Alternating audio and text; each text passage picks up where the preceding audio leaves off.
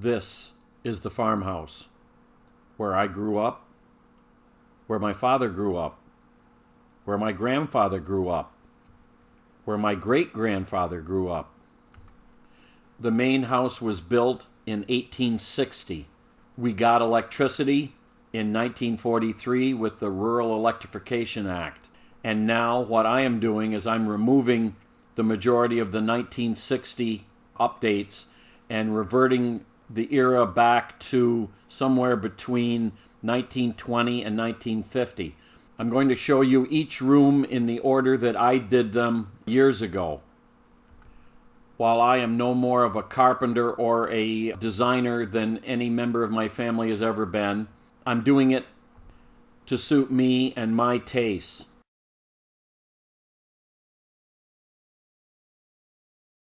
So at the end of chapter 5, the floor, you saw the stack of nickel wall painted and ready to be put up on the wall.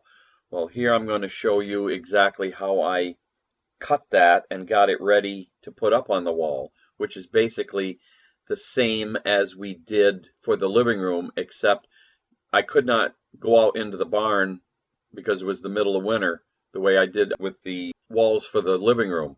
So because it was the midwinter, I had to set up a cut and paint station in the bedroom. So here you can see I've got the jigs set up for my 7 7/8 boards that I'm cutting, and I've got my guide locked down so that I can run my saw down the length and I get perfect 7 7/8 cuts every single time. Now why 7 7/8? Because I can get 6 full boards on a 4x8 sheet, but not if they're 8 inches, because you have to deduct for the width of the blade on your skill saw. So after they're all cut, there is the stack laying against the wall. Next, I set up the paint station, and they had to be primed on all sides because you're going to actually see the gap. And the board in the middle is the antique color, and here is all 4 boards painted. They got 2 coats of antique, and I could do 4 boards at a time because I had no more room. And then we started putting the boards up. As you remember from the previous chapter, I stopped and continued on with the radiant barrier on the floor, and then had to lay the floor because I didn't want to damage that radiant barrier. So we got things a little out of order, but it all worked out. And there's a close-up of our 1940s reproduction receptacle right under the window. Now, to seal against the cold air coming in, we had the radiant barrier up and we had it all seam sealed. However, that receptacle is a break in that envelope.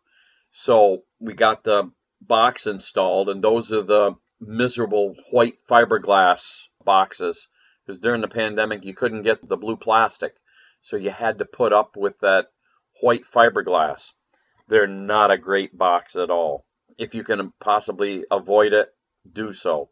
But anyway, we got the hole cut, put the box in, and then we caulked all around the box, as well as where the wire comes through, as you can see, that 12-2, and then we had to let that set for 24 hours so that the caulk would set up.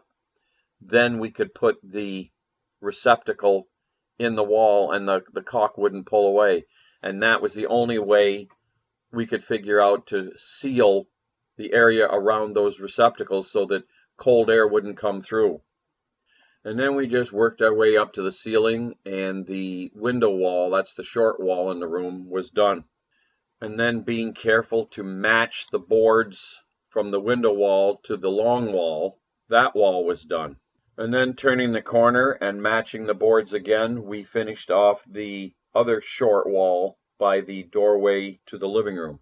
And that is how we did nickel wall again in the bedroom.